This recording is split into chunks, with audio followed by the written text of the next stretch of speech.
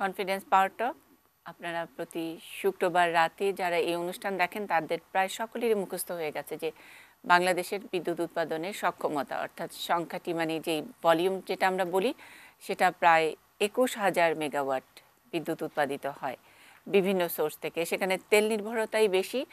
এইখানে এক ধরনের ঝুঁকি রয়েছে কিনা সেই বিষয়টি আমরা মূলত জানবার চেষ্টা করব আজকের পাওয়ার টক অনুষ্ঠানে। শিরোনাম রেখেছি পাওয়ার জেনারেশন। সঙ্গে আছেন সাইদ আহমেদ, তিনি বাংলাদেশ বিদ্যুৎ উন্নয়ন বোর্ডের মেম্বার জেনারেশন। অরুণ কর্মকার আমাদের সঙ্গে আছেন, সিনিয়র সাংবাদিক, তিনি এই বিষয় নিয়ে লেখালেখি করেন, গবেষণাও করেন।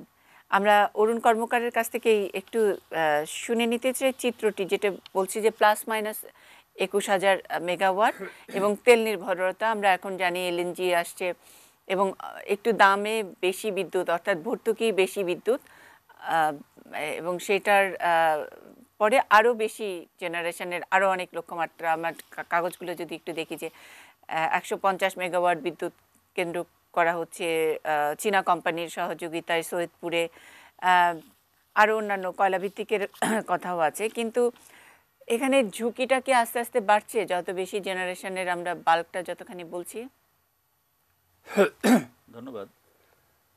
ঝুঁকি বাড়ছে আমি বলবো না, তবে আমি বলবো যে জেনারেশন ক্যাপাসিটি যেমন আমাদের হচ্ছে তেমনি কিছু ঝুঁকি আমাদের থেকে যাচ্ছে। হ্যাঁ, সেটার একটা তেলভিত্তিক, সাধারণভাবে আমাদের মতো ইকোনমিতে তেলভিত্তিক বিদ্যুৎ যেহেতু বেশি দাম পড়ে, ফুয়েলের কারণে, তেলের দামের কারণে বিদ্যুতের উৎপাদন খরচ বেশি পড়ে, সেই জন্য আমাদের মতো সিস্টেমে বা আমাদের মতো ইকোনমিতে তেলভিত্তিক বিদ্যুৎ টোটাল জেনারেশনের 15%-এর বেশি কোনোভাবেই অ্যালাউ করা যায় না। কেমন 10% থাকলে আরও ভালো, কিন্তু আমাদের অলরেডি 30% বা তার বেশি আছে। এবং আমাদের যে নতুন জেনারেশন প্ল্যান যেগুলি আছে সেখানেও কিন্তু আরও তেলভিত্তিক আছে। এর পাশাপাশি আমরা নিচ্ছি, তেলের পাশাপাশি নিচ্ছি একটা বড় সোর্স হিসেবেই আসবে এলএনজি। এলএনজিটাও তেলের মতো না, কিন্তু দাম বেশি, কয়লার মতো সমান দাম। কেমন সেটাকেও আমরা খুব সাশ্রয়ী বলতে পারি না। এখন একটা কথা আপনি অনেকে বলে বা বলা যায় বা ভেবে দেখা যায় যে ধরেন জাপান বা কোরিয়া, তাদের বিদ্যুৎ উৎপাদন খরচ কি? তাদের তো নিজেদের কোনো জ্বালানি সোর্স নাই, সব তাদের ইম্পোর্টেড, হয় তেল, নয় এলএনজি, নয় কয়লা, যা কিছুই হোক। তো তারা তো ওয়ার্ল্ডের সেরা ইকোনমির মধ্যে আছে, কোরিয়াও আছে, জাপানও আছে। এখন আমার মাথায় এইটা আসে কেন যে সাশ্রয়ী কম দামি? আসে এই কারণে যে আমরা দেশের গ্যাস দিয়েই দীর্ঘকাল ধরে 90% বা তার বেশি বিদ্যুৎ করে আসছি। এখন সেটা তো আমি যখন 5,000 মেগাওয়াট করব তখন তার 90% কত? 4,000 বা 4,500। কেমন 4,500? সেইটা হয়তো দেশের আপনার একেবারে বলতে গেলে ফ্রি গ্যাস থেকে বা অত্যন্ত কম দামের গ্যাস থেকে আপনি করলেন, নিজের গ্যাস থেকে করলেন, কিন্তু আপনার যখন ডিমান্ড হবে বা প্রয়োজন হবে 30,000, সেটার 90% তো আপনি দেশের গ্যাস থেকে করতে পারবেন না। ইভেন যদি আপনার দেশের গ্যাস অ্যাভেলেবল হয়ও, তারপরও সেটা করা উচিত না, কারণ গ্যাসের তো আরও অন্যান্য ব্যবহার আছে এবং সেখানে বিদ্যুৎ উৎপাদনের চাইতে আরও বেশি ভ্যালু অ্যাড করবে এই রকম সেক্টরে। কেমন আপনি সরাসরি যদি ইন্ডাস্ট্রিতে দেন তাহলে বিদ্যুতে দিলে যা তার চাইতে বেশি ভ্যালু অ্যাডিশন হবে। কাজেই আপনার খুব কম দামের দেশের জ্বালানি থাকলেই সবটা আপনি করবেন বা করতে পারবেন, সেটাও কিন্তু ঠিক না, ঠিক না। আর আমাদের তো হয়েছে যে আমাদের এখন পর্যন্ত এখন সেই পরিমাণ গ্যাস, নিজেদের গ্যাস নাই, কাজেই আমাদের অন্য সোর্সে যেতে হবে। সেই সোর্সের মধ্যে তেলটা সবচেয়ে বেশি দামি, তারপরে এলএনজি, কয়লা। তো আমরা এলএনজি কয়লার দিকে বেশি নজর দিতে পারি। কিন্তু আপনি যেটা বললেন যে এলএনজি আর কয়লাও তো তেলের সমান সমান দাম পড়ে যাচ্ছে। তেলের সমান না, তেলের সমান না, তেলের চাইতে মানে প্রায় অর্ধেক, কিন্তু এলএনজি আর কয়লা প্রায় সমান সমান দাম পড়ে। এলএনজিটাও তো মানে মানে যদি অবশ্যই এটার সঙ্গে এটা তুলনা করা একদমই বোকামো, যে আমাদের নিজস্ব গ্যাস সেটা একটা, আর বাইরে থেকে ইম্পোর্টেড গ্যাস সেটা এলএনজি হিসেবে আমরা এনে তারপরে গ্যাস করে আমরা এটাকে বিদ্যুৎ বানাচ্ছি। সেটাও তো এক ধরনের মানে এক্সপেন্সিভ ইনভেস্টমেন্ট, আরো অনেক অবশ্যই ওটার আপনার যদি ইকোনমিক অ্যানালিসিস করেন এলএনজি দাম কম সেইটা হিসাব করাই বিষয় না। বিষয় হলো যে আপনার ওখানে কিন্তু বছরে এই যে এখন আমরা যেটা করছি 500 মিলিয়ন, তারপরে আর 500, যদি 1000 মিলিয়ন আমরা প্রতিদিন আনি, তাইলে পরে প্রতি বছর আপনার ওখানে ইনভেস্ট করতে হবে প্রায় $4 বিলিয়ন। $4 বিলিয়ন কিন্তু আপনি ইম্পোর্ট করছেন। তার মানে আপনার যে রিজার্ভ, সেখান থেকে কিন্তু এই ফরেন কারেন্সিটা আপনার ব্যয় করতে হচ্ছে। আপনি দেশে এটা বিক্রি করে বা এটা থেকে উৎপাদন করে যে ইয়ে পাবেন, সেটা কিন্তু টাকা। আমি বলছি যে এইখানেই তো যে ইনভেস্টমেন্ট, আর তার সঙ্গে এইটার বিপরীতে দেশে উৎপাদিত যে আমাদের কি বলবো প্রবৃদ্ধি, সেটার মধ্যে তো একটা বড় একটা গ্যাপ রয়ে যাচ্ছে। মানে সেই অঙ্কটা নিয়ে অনেক সময় অনেকে না, অঙ্ক যদি আপনি করতে যান তাইলে পরে এত কিছু সত্ত্বেও যদি আপনি ইভেন তেল দিয়েও যদি আপনি বিদ্যুৎ উৎপাদন বাড়ান, তাইলে পরে প্রবৃদ্ধি আপনার বাড়বে। আমরা তো যে ইম্পোর্ট আর দেশীয় প্রবৃদ্ধি বলছি, ফরেন ডাইরেক্ট ইনভেস্টমেন্ট আমরা কেন এখনো মানে এই বিদ্যুৎ এত আমরা বিলিয়ন, 4 বিলিয়ন, 400 বিলিয়ন ইত্যাদি আমরা আমদানি নির্ভরতা, ইনভেস্ট এগুলো করার পরেও আমরা কেন এফডিআই আমরা আকর্ষণ করতে পারছি না? এখনো পর্যন্ত তেমন কোনো বড় কোনো এমওইউ আমরা দেখিনি। না, আমি বলবো এফডিআই আমরা আকর্ষণ করতে পারছি না তা না। এফডিআই কিন্তু ইভেন আপনি বিদ্যুৎ খাতের কথাও যদি বলেন, বেশ বড় অঙ্কেরই কিন্তু আপনার ইনভেস্টমেন্ট আছে। মানে চাইনিজ ইনভেস্টমেন্ট, যে আবার সৈয়দপুরটাও যে বলে যে চাইনিজ কেমন বড় ধরনের ইনভেস্টমেন্টই আপনার এখানে এই গত 10 বছরে আপনি ধরেন প্রায় $20 বিলিয়ন এখানে কিন্তু ইনভেস্টমেন্ট হইছে। এখন আপনি কোনটা পাচ্ছেন না এখন পর্যন্ত, যেটা ধরেন বড় কোনো ইন্ডাস্ট্রিয়াল ভেঞ্চার, কোনো বড় ইন্ডাস্ট্রিয়াল প্রজেক্ট, মানে যেগুলো বিদ্যুৎটা ব্যবহার করবে তারা কিনে নেবে, আমরা সেইটা এখন সেইখানে গভর্নমেন্টেরই হলো যে আপনি আমাদের দেশে সবকিছু ইন্ডাস্ট্রি যেগুলি হইছে এক্সিস্টিং যা সবই স্ক্যাটার্ড। এখন স্ক্যাটার্ড ওয়েতে যদি এইটা হয়, ইন্ডাস্ট্রি আরো হইতে থাকে, তাইলে পরে ওখানে গ্যাস বিদ্যুৎ এগুলি দেওয়া খুব কঠিন হবে। যে কারণে সরকার সিদ্ধান্ত নিছে যে স্পেশাল জোনগুলোর মধ্যে স্পেশাল ইকোনমিক জোনগুলি করবে, সেইখানে ইন্ডাস্ট্রি হবে, সেইখানে সব ধরনের সুযোগ সুবিধা, বিদ্যুৎ, জ্বালানি, পানি ইত্যাদি যা কিছু লাগে সরকার ওইখানে দিবে, আপনি ওইখানে করবেন। তো সেখানে আমাদের দেশের এবং বিদেশের এবং জয়েন্ট ভেঞ্চার দেশি বিদেশি সব ধরনের ইনভেস্টমেন্টই কিন্তু প্রজেক্টই কিন্তু হচ্ছে। বেজার সাথে আপনি খেয়াল করলে দেখবেন যে কন্ট্রাক্ট হচ্ছে, ওখানে ওরা জায়গা নিচ্ছে, আর এইসব ল্যান্ড ট্যান্ড ডেভেলপ করারও তো ব্যাপার আছে ইন্ডাস্ট্রি করতে গেলে। কেমন ওইগুলি কিন্তু এখন আমাদের তো একটা মোটামুটি নাই অবস্থা থেকে যাচ্ছে, কিন্তু পেস আসলে যে বিদ্যুৎ সেক্টরে, জেনারেশন সেক্টরে যেই পেসে আমরা অ্যাচিভ করেছি, সেই পেসটা আসলে ওই ইনভেস্টমেন্ট ইত্যাদি ওই সেক্টর হয়তো হচ্ছে না। যাই হোক, সাহিদ আহমেদ নিশ্চয়ই প্রশ্নের জবাব দিবেন। অরুণ কর্মকার যে জায়গায় আমাদেরকে একটু মানে একটু ধরিয়ে দিয়েছেন যে 15%-এর বেশি অ্যালাউ করা উচিত না এই তেলের উপর নির্ভরশীলতা। সেখানে 30-32% ইতিমধ্যে হয়ে গেছে, আরও বেশি এটা আরেকটু বেশিও হতে পারে। আমরা যেই ঝুঁকি নিয়ে শুরু করেছিলাম, আপনি বিদ্যুৎ উন্নয়ন বোর্ডের কর্তৃপক্ষের পক্ষ থেকে কোনো রেসপন্স করবেন কিনা এখানে? ধন্যবাদ। অ্যাকচুয়ালি এখন প্রায় 30-32% ঠিকই আছে, কিন্তু এটা খুব বেশি আর বাড়ার সম্ভাবনা নেই। কারণ সৈয়দপুরে আমরা করছি ওটা জাস্ট ওই এলাকায় ভোল্টেজের সমস্যা দেখে, প্লাস আমরা তেলটা পাচ্ছি পাইপলাইনে আসবে, আমাদের তেল পরিবহনের এক্সট্রা যে খরচটা সেটা হবে না, এই মানে জন্য পাইপলাইনে পাইপলাইনে আসছে। প্লাস ভারতের নুমালীগড় থেকে প্লাস উত্তরাঞ্চলে গ্যাস এখনো পৌঁছায়নি, এর জন্য ওখানে তেলে করাটা খুব আমাদের প্রয়োজন ছিল, কারণ ভোল্টেজ খুব সমস্যা হচ্ছিল ওখানে। শুধু বরপুকুরিয়া দিয়ে আমি উত্তরাঞ্চলের যে বিদ্যুতের সমস্যাটা, ভোল্টেজ সমস্যাটা ম্যানেজ করা যাচ্ছে না।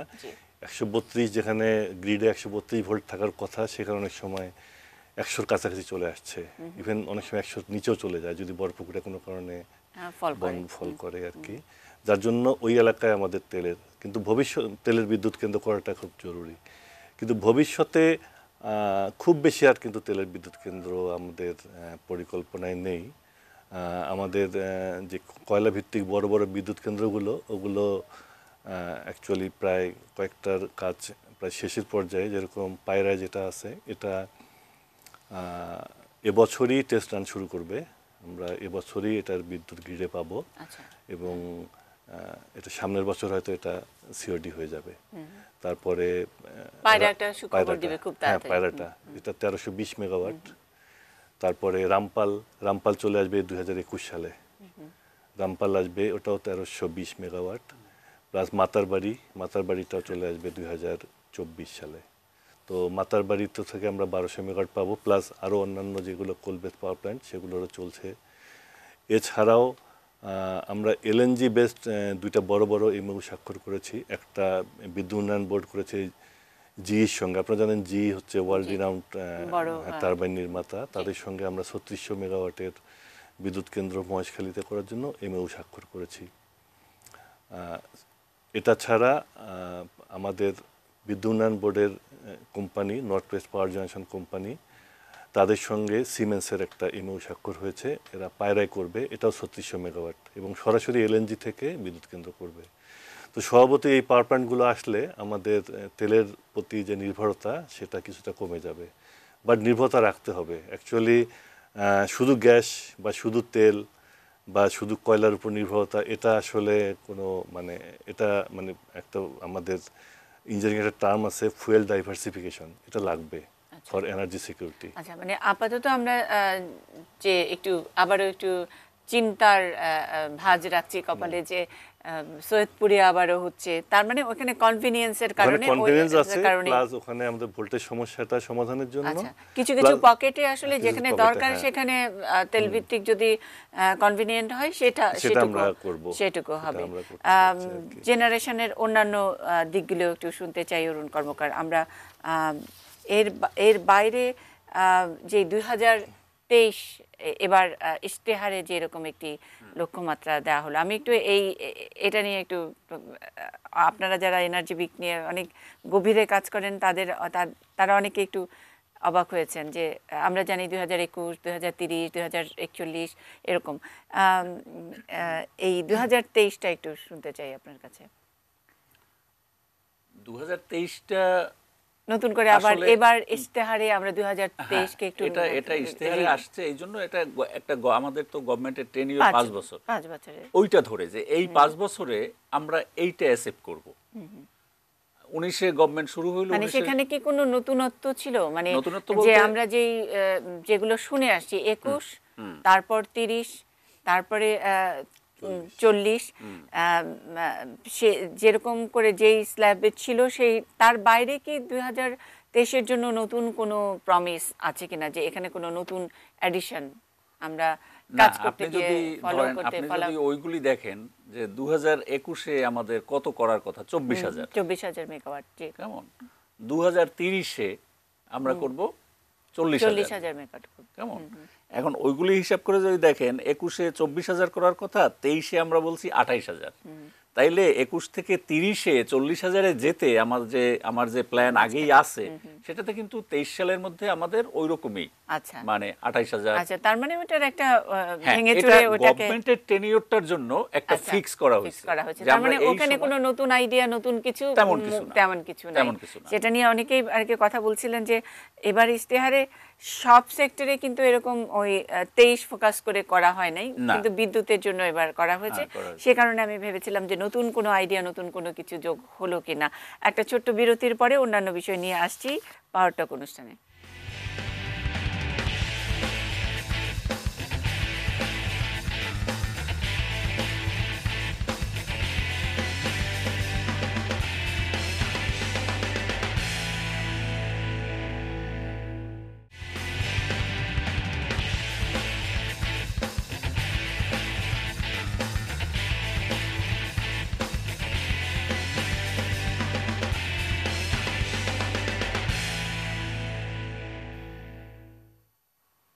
কনফিডেন্স পাওয়ার টক, পাওয়ার জেনারেশন আমাদের আজকের শিরোনাম।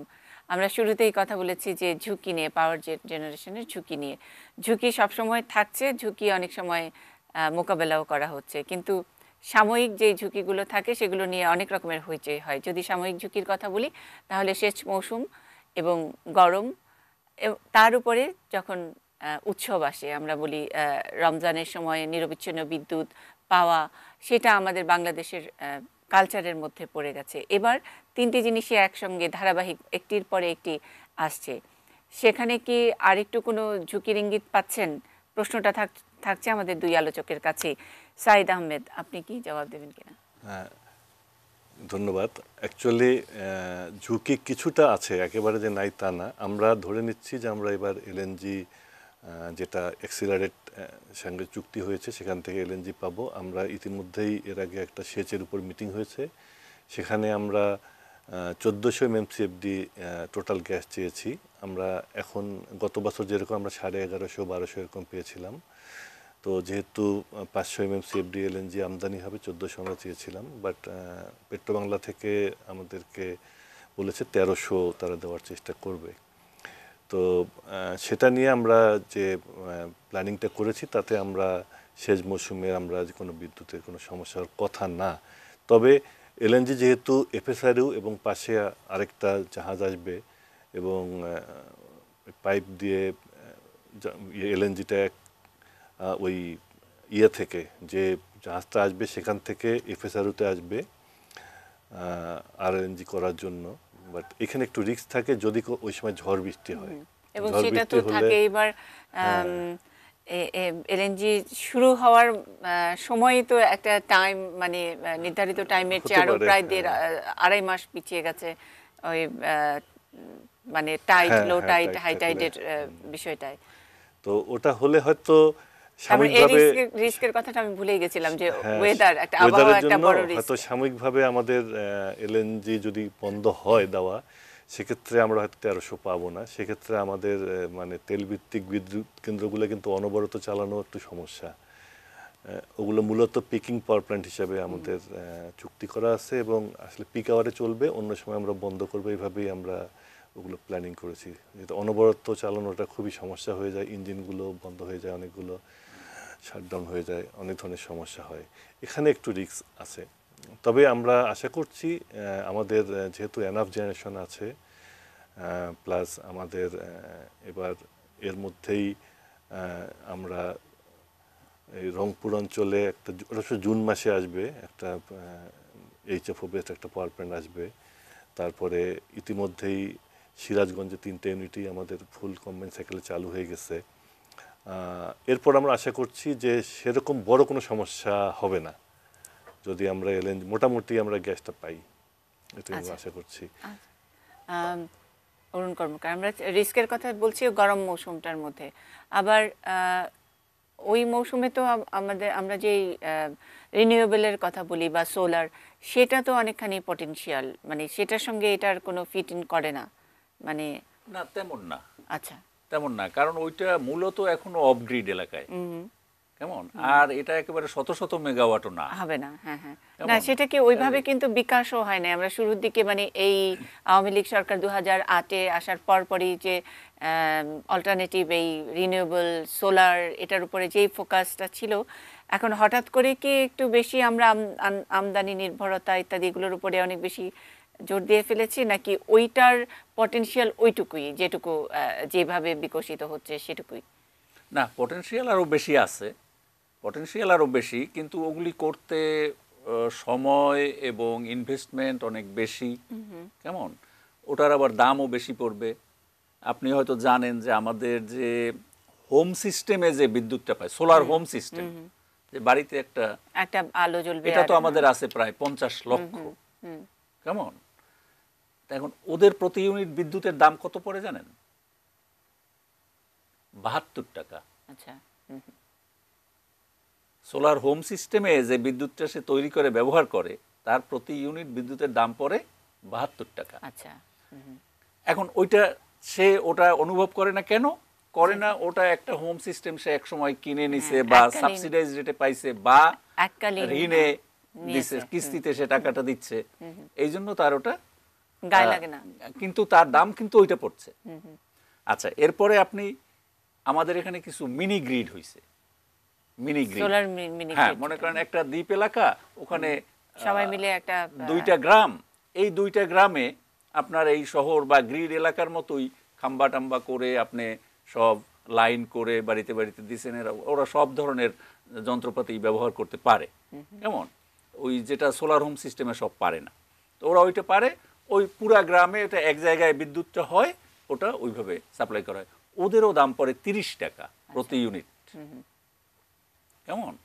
আর আমরা ধরেন গ্রিডের বিদ্যুৎ এখন কত, এই 60 টাকার নিচে, আবার একটা নির্দিষ্ট স্ল্যাব পার হলে মানে 200 ইউনিটের পরে গেলে সেটা তো আপনি মানে আমি বলছি প্রোডাকশন কস্ট 60 টাকার নিচে, কেমন।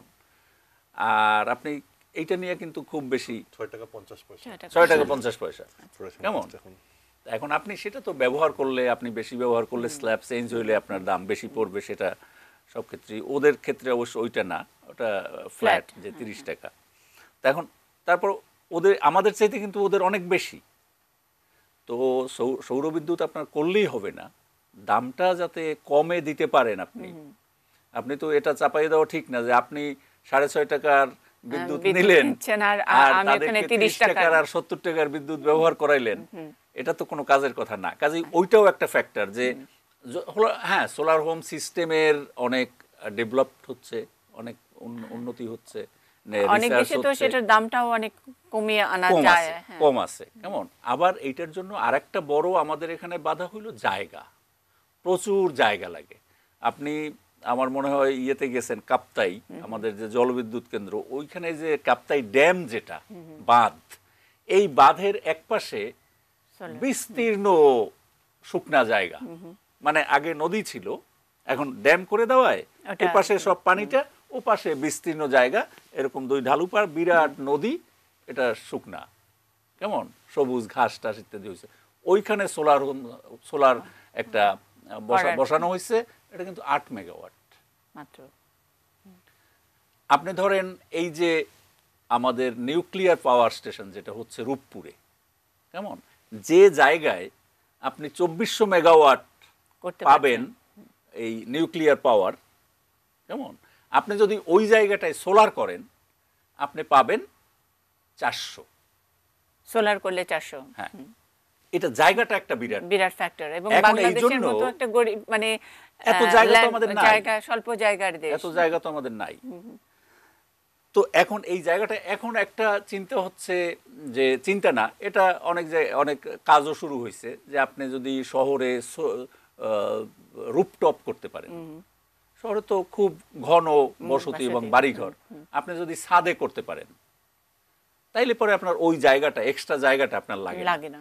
আপনার ইন্ডাস্ট্রিগুলিতে যদি আপনি রুফটপ করেন, এই বেড়া টেরা এইসব জায়গায় করেন, বা ইন্ডাস্ট্রির পাশে কিছু জায়গা থাকে সেগুলিতে যদি আপনি করেন, এইগুলি করলে, এইরকম কতগুলি জায়গার ইউটিলাইজেশনগুলি এইভাবে করলে তখন আর কিছু বেশি হইতে পারে। কিন্তু তারপরে তো এটা মানে হেভি বিদ্যুৎ না, মানে হেভি বিদ্যুৎ না, মানে সেটা করতে পারবেন, সেটা করতে পারবেন। ওখানে আপনি ইনভার্টার দিয়ে ওটাকে আপনি ট্রান্সফার করে নিতে পারবেন। কিন্তু মানে সেখানেও কিন্তু অনেক ওই ইনভেস্টমেন্টের সঙ্গে সবকিছু অঙ্ক করে দেখলে সেখানে আবার একটু দাম বেশি পড়ে যায়। রিসেন্টলি আমরা জামালপুরের সব সরকারি ভবনের উপরে, আপনারা জামালপুর মানে একেবারে সব সরকারি ভবন হয়েছে, অলমোস্ট বেশিরভাগ সরকারি ভবন উপরে আমরা রুফটপ সোলার করার জন্য চুক্তি করে ফেলেছি। এটা টেন্ডার করে সর্বনিম্ন যিনি দিয়েছেন আমরা চুক্তি করেছি, এবং কাজটা রহিম আফরোজ পেয়েছে। খুব বেশি না, উনি যেটা বলেন খুব বেশি হবে না, সম্ভবত 800 kilowatt, megawatt, 1 megawatt 800 kilowatt. But আমরা শুরু করেছি আর কি, হ্যাঁ, শুরু করেছি এক্সপেরিমেন্টাল। আপনার পিডিবি কত করে কিনতে পারবে, কন্ট্রাক্ট কি দাম? ওটা সম্ভবত 12-13 সেন্ট হবে, আমার ঠিক 12-13 সেন্ট এরকম হবে। আচ্ছা। আর ওই যে উনি যেটা বললো যে 30 টাকায় নেমে আসছে, বা আগে 70 টাকা, অ্যাকচুয়ালি যেগুলো গ্রিড টাইপ যেগুলো সোলার, ওই প্রসঙ্গে একটু যদি বলি, গ্রিড টাইপ সোলারগুলোর আগে ছিল প্রথম দিকে যেগুলো আমরা চুক্তি করেছি 17 সেন্টের মতো, মানে প্রায় 14 টাকা। এখন লাস্ট আমরা চুক্তি করেছি একটা 132 কেভি লেভেলে 11 সেন্টে প্লাস একটা 33 কেভি লেভেল একটা করছি 10.75 সেন্ট। তো দামটা কিন্তু অনেক কমে আসছে এখন। তবে গ্রিড টাইট যেটা সেটা কিন্তু ব্যাটারি মানে কোনো ইয়ে নাই, মানে আমরা কোনো ব্যাটারি রাখছি না, তার মানে ব্যাকআপ নাই, এটা থাকে না, কোথাও থাকে না। এবং নো ইলেকট্রিসিটি নো পেমেন্ট, মানে ওরা ইলেকট্রিসিটি দিতে পারলে আমরা পেমেন্ট দেবো, না দিতে পারলে কোনো ক্যাপাসিটি পেমেন্ট নেই। আর একটা অসুবিধা যে রোদ থাকলে আমি বিদ্যুৎটা পাবো, সন্ধ্যার পরে পাবো না।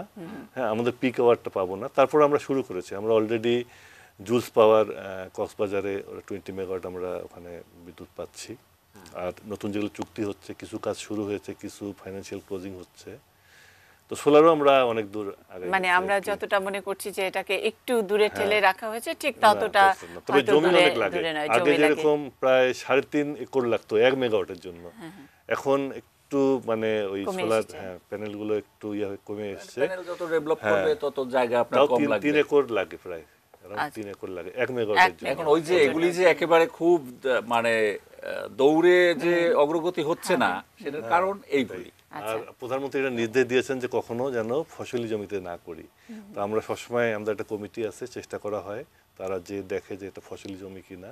সাধারণত পরিত্যক্ত অ্যাবান্ডেন্ট জমি, চর এলাকা, এই ধরনের, যেরকম উনি কাপ্তাই যেটা কথা বললেন, ওটা ঢালে করছে, ওখানে কোনো চাষাবাদ কঠিন। বাংলাদেশে পরিত্যক্ত আর অ্যাবান্ডেন্ট মানে মানুষ থাকারই জায়গা নেই, সেখানে সোলারের জন্য জায়গা দেওয়া। একটা ছোট্ট বিরতির পরে আবার ফিরছি পাওয়ার টক অনুষ্ঠানে।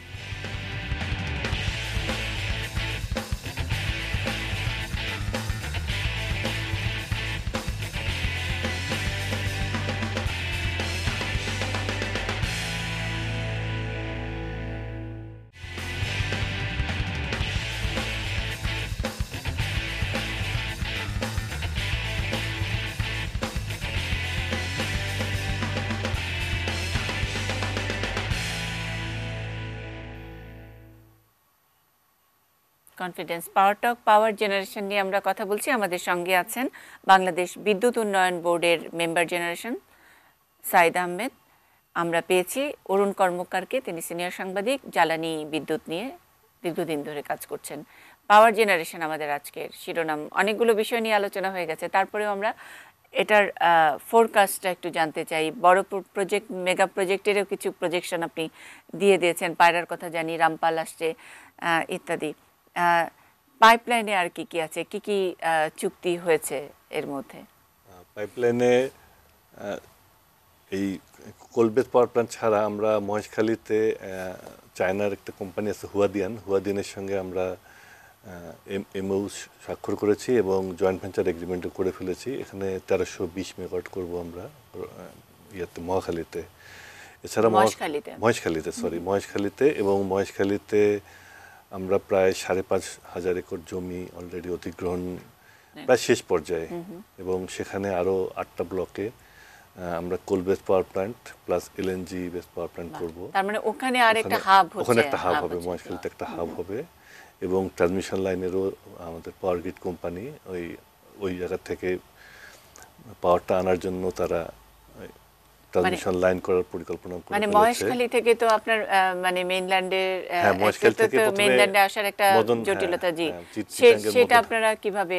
চিটাঙ্গের মদনহাটে আসবে, আচ্ছা, তারপর সেখান থেকে আমাদের এই মানে ঢাকার দিকে আসবে আর কি ট্রান্সমিশন লাইন। এবং আমাদের 400 কেভি উপরে আমরা 765 কেভিতেও আমরা নতুন ট্রান্সমিশন লাইন করব ওখান থেকে, এরকম পরিকল্পনা আছে। তো তবে সেগুলো মহেশখালীতে এখন মেইন চ্যালেঞ্জ হচ্ছে ওই যে জমিটা আমরা অধিগ্রহণ করেছি সেখানে আমাদের মাটি ভরাট, এটা একটা অনেক ইনভেস্টমেন্টের ব্যাপার। তো এগুলো নিয়ে আমরা মানে ওখানে তো একটা ইরোশন একটা ইস্যু। মহেশখালী তো এমনিতেও মাঝে মধ্যে আমরা দেখি যে দেবে যাওয়া, পাহাড় দেবে যাওয়া, এইসব খবরও আমরা মাঝে মধ্যে। ওই এলাকায় এই ধরনের কোনো সমস্যা নাই, এবং জমিগুলো খুব একটা মানে জনগণের জমি যে নেওয়া হয়েছে তাও না, অনেক জমি ছিল সরকারের খাস জমি, কিছু ছিল পাবলিকের জমি, তাদেরকে ক্ষতিপূরণ দেওয়া হচ্ছে ডিসি অফিসের মাধ্যমে। তো ওখান থেকে আমাদের এই রিসেন্ট যে পাওয়ার প্ল্যান্টগুলো আসবে এরপরে ওখান থেকে আমাদের অনেকগুলো, আমরা আশা করছি যে আমাদের অনেকগুলো পাওয়ার প্ল্যান্ট ওখানে হবে। এর বাইরে Bibiyana 3rd unit plus Bibiyana south দুইটা পাওয়ার প্ল্যান্ট প্রায় শেষ পর্যায়ে। Bibiyana 3rd unit actually already গ্রিডে পাওয়ার দেওয়া শুরু করেছে, তবে এখনো সিওডি হয়নি। পরীক্ষামূলক পরীক্ষামূলক করেছে। সাউথও চলে আসবে আগামী নভেম্বরের দিকে, বিবিয়ানা সাউথ থেকেও আসবে। আর ওখানে যেহেতু গ্যাসের অতটা সমস্যা নাই, অতএব এলএনজি না পেলেও আমি ওই বিদ্যুৎটা আমরা মোটামুটি নিরবিচ্ছিন্ন পেতে পাবো আর কি।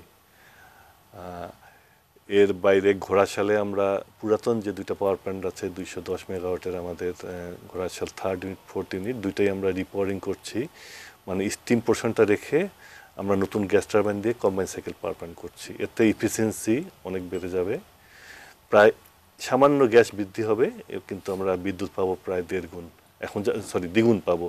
এখন পাচ্ছি 210, একটা প্ল্যান্ট হবে 407 মেগাওয়াটের, একটা 419 মেগাওয়াটের। আচ্ছা, মানে পুরনোগুলো রিপেয়ার করে আর একটু না, ঠিক রিপাওয়ারিং এটা হবে কি, পুরাতন যে স্টিম টারবাইনটা আছে, স্টিম টারবাইনের লাইফ অনেক বেশি থাকে, স্টিম টারবাইনটা রেখে দেবো আমরা, বয়লারটা ফেলে দেবো, দিয়ে নতুন গ্যাস টারবাইন বসবে, সেই গ্যাস টারবাইনের এক্সস্ট দিয়ে এই স্টিম টারবাইন দুটো চালানো হবে। এটা অনেক এফিশিয়েন্ট প্ল্যান্ট হবে। নতুন আর একটু প্রযুক্তি, মানে প্লাগ ইন করছেন আর একটা নতুন কিছু অরুণদা যোগ করবেন কিনা এখানে, এই যে এস্টিমেশন, আমরা যে লক্ষ্যমাত্রাটা একটু দেখতে চাই যে আরো কি কি জিনিস আপনি গভর্নমেন্টের যে প্ল্যান, এমনি পিডিবির যে প্ল্যান, আমি যেটা আমার কাছে সর্বশেষ আছে এখন আপনার তৈরি হচ্ছে, নির্মাণাধীন বিদ্যুৎ কেন্দ্র আছে 51টা, ছোট বড় মিলে এগুলির টোটাল ক্যাপাসিটি হবে প্রায় 13,500 মেগাওয়াট। কেমন, টেন্ডার প্রক্রিয়ার মধ্যে আছে 23টা, এগুলির টোটাল জেনারেশন ক্যাপাসিটি 8,500 মেগাওয়াট। কেমন, এখন এই যে 51 এবং 23, 74টা, এর বাইরে 18টা আছে যেগুলি পরিকল্পনাধীন, এগুলি আমরা করব। সেটাতে আছে 18টার জেনারেশন ক্যাপাসিটি হবে প্রায় 19,000 মেগাওয়াট। তার মানে 19, 13, 8, কেমন, 27, 30, 40,000 মেগাওয়াট কিন্তু এখানে, যেটার মধ্যে আপনার 13,000 মেগাওয়াট আছে তৈরি হচ্ছে, পাওয়ার স্টেশন তৈরি হচ্ছে, এবং 8,000 আছে টেন্ডার প্রক্রিয়া চলছে। পরিকল্পনাটা যদি আপনি বাদও দেন, তাইলে পরে এই দুইটা 13 এবং 8, 21,000 মেগাওয়াট কিন্তু এখানে আপনার প্রসেসের মধ্যে আছে। তার মানে এই 21,000-এর কথা তো আমরা নতুন 21,000-এর কথা শুনছি না, ওটা আমাদের ওই যে লক্ষ্যমাত্রা 2030-এর 30-40 যে লক্ষ্যমাত্রা আছে, ওটা টোটাল আপনার, হ্যাঁ ওইটাই অংশ, সেগুলোর কিছুটা এগিয়েছে আমরা যদি বলি, যেটা আপনার 51টা 13,000 মেগাওয়াট, এটা নির্মাণই শুরু হয়ে গেছে। আচ্ছা, তো এটা একটা বড় অগ্রগতি। কেমন, 8,500 মেগাওয়াট 23টা টেন্ডার প্রক্রিয়া মধ্যে আছে, চলছে। কেমন, তো এটা অগ্রগতি। জেনারেশনে, বিদ্যুৎ জেনারেশনে গভর্নমেন্টের যে প্ল্যান এবং অগ্রগতি, সেটা আমি মনে করি যথেষ্টই ভালো। কেমন, কিন্তু এটার মধ্যে ওই যে রিস্কগুলি, যে আমরা সাশ্রয়ী বিদ্যুৎ যে ধারণা থেকে বলি, সেইটা হয়তো মানে অনেক সময় পর্যন্ত আমরা দেখতে পাচ্ছি না। অনেক সময় বিদ্যুতের এই অগ্রগতির কথা বলতে গেলেই চারিদিক থেকে একটু সমালোচনা ওঠে, যে এটা অ্যাক্টিভিস্টরা সবসময় বলছে যে কিসের বিনিময়ে কি দেশি সম্পদ, আমাদেরকে নানাভাবে ভাওতাবাজি দেওয়া হচ্ছে, নানা রকমের কথাবার্তা ওঠেন। আপনি যদি বলেন যে দেশের সম্পদ কয়লা আছে, এই কয়লা থেকে করি, বিদ্যুৎ কম দামে পাবা, তখন তাদের কিন্তু আবার আরেক অজুহাত, ওই কয়লা উন্মুক্ত তোলা যাবে না, না থাকুক, আপনার গ্যাসই বের করতে হবে, আচ্ছা, এবং তাকে 2 টাকা করে দিতে হবে। এটা তো কোনোদিন কোথাও দুনিয়াতে কোথাও হয় না। আচ্ছা, কাজে এই ধরনের অ্যাক্টিভিজমের কথাবার্তা শুনে তো কোনো ডেভেলপমেন্ট হবে না। আচ্ছা, কোথাও হয় না, হবেও না। কেমন, এটা তাদের, এটা একটা কি বলে, এটা তাদের পেশা বলতে পারেন, প্যাশন বলতে পারেন, নেশা বলতে পারেন, রাজনীতি, এই অ্যাক্টিভিজম, এটা তারা করবে। আচ্ছা, সুতরাং কিন্তু এর মধ্যে এই অগ্রগতির সঙ্গে একটা নেগেটিভ পারসেপশনও তৈরি হয়। সেটা তো হবেই। এখন আপনি মুন্নি সাহা, আমি অরুণ কর্মকার, উনি সাইদ আহমেদ, আমরা এখানে বসি কথা বলি, আমরা যদি একটা কথা বলি, কিছু লোক তো আমাদের কথা বিশ্বাস করে, পত্রপত্রিকায়, আপনাদের টেলিভিশনে অনেক কথা লেখা হয়, বলা হয়, সেগুলি তো মানুষকে প্রভাবিত করে, মানুষ তো সেগুলি বিশ্বাস করে, কাজেই সেটা নেগেটিভ তো হইতেই পারে ধারণা। আচ্ছা, কিন্তু নেগেটিভ ধারণাটা আমাদের উচিত কি করা, একটা তথ্যভিত্তিক এক্স্যাক্টলি মানে এক্স্যাক্টলি। আমার প্রেজেন্টেশন যে বিদ্যুৎটা লাগবে, বিদ্যুৎ লাগবে খালি বাড়িতে লাইট ফ্যান চালানোর জন্য না, বিদ্যুৎ লাগবে অর্থনীতির অগ্রগতির জন্য বিদ্যুৎ লাগবে। এখন সেই বিদ্যুৎ লাগলে বিদ্যুৎ তো শুধু শুধু হবে না, বিদ্যুৎ জ্বালানি লাগবে বিদ্যুৎ করার জন্য। এখন জ্বালানি আপনি কি দিবেন? আপনি রান্নার জন্যও গ্যাস চান, আপনি গাড়ি চালানোর জন্যও গ্যাস চান, আপনি বিদ্যুৎ করার জন্যও গ্যাস চান, এত গ্যাস তো আপনার নাই। এক্স্যাক্টলি। কেমন? হ্যাঁ, আমাদের গ্যাস আরো খুঁজে দেখতে হবে, সেই জায়গায় আমাদের কিছু ল্যাকিং আছে, সেটা তো আমরা বলছি। গত সপ্তাহে আমরা সেই ল্যাকিং নিয়ে কথা বলেছি। গ্যাস পাইলে পরেই আপনি সব বিদ্যুৎ দিয়ে দিবেন আর আপনি কম দামে সেটাও বিদ্যুৎ কতখানি দিবেন যৌক্তিক? না, সেটা তো মোটেই যৌক্তিক না, মোটেই যৌক্তিক না। শেষ মন্তব্য সাইদ আহমেদ। না, ওনার কথার সূত্র ধরেই বলি, ওই বিদ্যুৎটা যে কি প্রয়োজন, আমাদের পাওয়ার সিস্টেম মাস্টার প্ল্যান একটা হয়েছে, সেখানে একটা রিসার্চ করছেন ওনারা বলেছেন যে কস্ট অফ আনসার্ভড ইলেকট্রিসিটি, সেখানে তারা কিন্তু এটাকে প্রায় 35 টাকা 35 টাকা এটা ধরছেন আর কি। তার মানে আমি যদি কাউকে বিদ্যুৎ না দেই, সেক্ষেত্রে দেশের কোথাও যদি বিদ্যুৎ প্রয়োজন দিতে পারছি না, সেখানে পার ইউনিট আমার 35 টাকা লস হবে। সেখানে আমরা এই মুহূর্তে আমরা সব ব্লেন্ডিং করে তেল, গ্যাস, তারপরে ইম্পোর্ট সব মিলে আমাদের এখন বিদ্যুৎ অ্যাভারেজ কস্ট হয় প্রায় 6 টাকা 50 পয়সা। যদিও পিডিবি 4 টাকা 84 পয়সা এখন মানে অ্যাভারেজ পাচ্ছে, বাট বাকিটা গভর্নমেন্ট হয়তো সাবসিডি দিচ্ছে কিছু কিছু ক্ষেত্রে। তো এই লসটা কিন্তু আমরা যখন বিদ্যুৎ দিতে পারছি সব জায়গায়, তখন এই লসটা কিন্তু আমার হচ্ছে না। এখানে কিন্তু হিউজ একটা দেশের প্রবৃদ্ধিতে এটা অবদান রাখছে আর কি। আর আপনি বলছেন যে নো ইলেকট্রিসিটি মানে কস্টলিয়ার, তার মানে 35 টাকা। যার বিদ্যুৎ নাই তার কিন্তু মানে ওইভাবে যদি বিদ্যুৎ পাওয়া একটা ফ্যামিলির সঙ্গে তুলনা করে, তাহলে পার ইউনিট 35 টাকা করে তার খরচ হচ্ছে। কস্ট অফ আনসার্ভড ইলেকট্রিসিটি, এক্স্যাক্টলি, মানে নো ইলেকট্রিসিটি, মানে বিদ্যুৎ নাই, তারপরে তার জীবন মানের জন্য 35 টাকা করে পার ইউনিট করে ধরলে যত টাকা হয় সেটা একটু বেশি খরচ হচ্ছে। এখানে আমরা যে ভর্তুকির জায়গাটা বলছি, ভর্তুকিটার মানে কমিয়ে আনার ব্যাপারে কি কোনো অ্যাগ্রেসিভ ভূমিকা নেওয়া হবে কিনা? মানে এখন কিন্তু মানুষ বুঝতেও পারে যে গভর্নমেন্ট আর কত ভর্তুকি দিবে না। এটা হচ্ছে কি, এখন আমাদের আগে টোটাল বিদ্যুৎ উৎপাদনে গ্যাসের ছিল প্রায় 78%, এখন কিন্তু কমে আসছে, এটা এখন 70-র নিচে চলে গেছে। তো ফলে আমাদের অন্যান্য কস্টলি ফুয়েল থেকে আমাদের বিদ্যুৎ উৎপাদন করতে হচ্ছে, কারণ আমরা তো কষ্টের দিকে না তাকিয়ে আমরা সবার জন্য যেন বিদ্যুৎ দিতে পারি, এটা এক নম্বর। প্লাস প্রত্যন্ত অঞ্চলগুলোতে বিদ্যুৎ পৌঁছানো, এটাও মানুষ জেনে গেছে, মানে নানান আলোচনা কথাবার্তা অনেক বেশি। এটার কারণে যে কোনো কনজিউমার কিন্তু অনেক রেশনাল। এখন আমরা মনে করি যে যিনি দেখছেন, টেলিভিশন দেখছেন, বিদ্যুতের মাধ্যমেই দেখছেন, মোবাইলটা চার্জ করছেন, তিনি জানেন যে সরকার এখানে পার ইউনিট 2 টাকার উপরেও ভর্তুকি দিচ্ছে। 2 টাকা একটু কম, 1 টাকা 50, 1 টাকা 64 পয়সা। তো সেইটাও তো মানে দিনে দিনে তো বাড়ছে দানা, মানে অনেক তো ভর্তুকির বোঝাটাও তো অনেক ভারী। তো সেই জায়গায় কি কোনো চেঞ্জ? সেই জায়গায় আমরা এনার্জি রেগুলেটরি কমিশনে ওনারা বিদ্যুতের দাম ঠিক করে, আমরা মাঝে মাঝেই ওনাদের কাছে আমাদের যে খরচের অবস্থা প্লাস এটা নিয়ে আমরা বিদ্যুতের মূল্য বৃদ্ধির জন্য এটা পিডিবির পক্ষ থেকে আমরা বলি, কারণ আমার সব বিদ্যুৎ আমরাই কিনতে হয়, আইপিপি হোক আর প্রাইভেট জেনারেশন হোক আর ওই অন্যান্য যে সরকারি কোম্পানি আছে। তো এনার্জি রেগুলেটরি কমিশন এটা তারা এই বিদ্যুতের দামটা ঠিক করে নির্ধারণ করে দেয়। আর তেলের রেশিওটা যদি কমে যায়, আমাদের যদি কয়লা ভিত্তিক বিদ্যুৎ কেন্দ্রগুলো আসে প্লাস ভবিষ্যতে নিউক্লিয়ার আসবে, সেক্ষেত্রে হয়তো আমাদের বিদ্যুতের দামটা আরেকটু কমবে, ভর্তুকির দায়টাও একটুখানি কমবে। যাই হোক, আমরা পাওয়ার জেনারেশনের চ্যালেঞ্জ নিয়ে কথা বলছিলাম। চ্যালেঞ্জ অনেক কিছু আছে, চ্যালেঞ্জ মোকাবেলারও অনেক পথ খোলা আছে। সেই পথগুলো যদি আমরা জানি, আমাদের একটু দুশ্চিন্তা কমে। আপাতত এই দুশ্চিন্তা কমে আজকের অনুষ্ঠান শেষ করছি। ভালো থাকবেন সবাই।